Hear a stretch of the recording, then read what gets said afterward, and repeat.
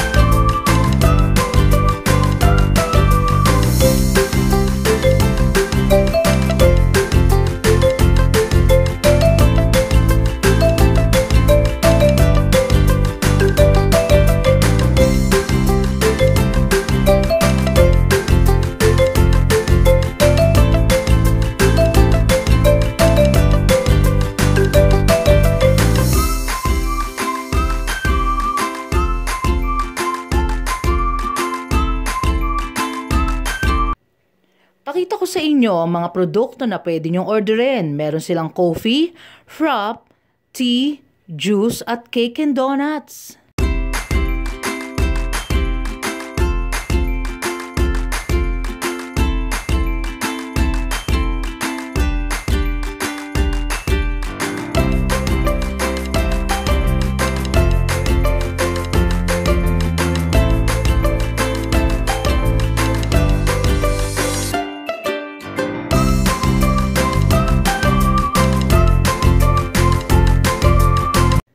Ito na ang order namin guys.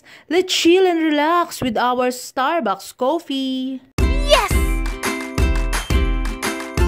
Yummy!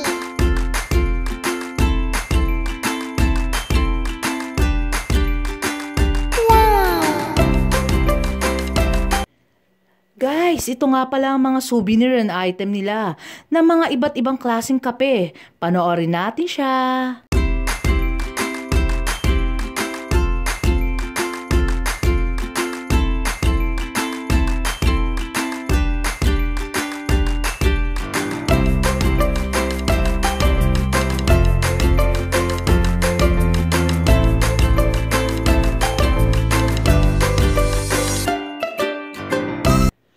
Shoutout muna tayo guys!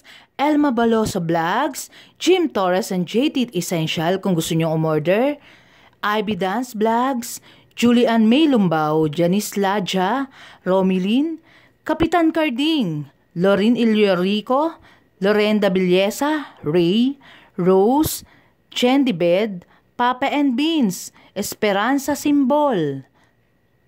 Until my next vlog guys, see you around, love you all.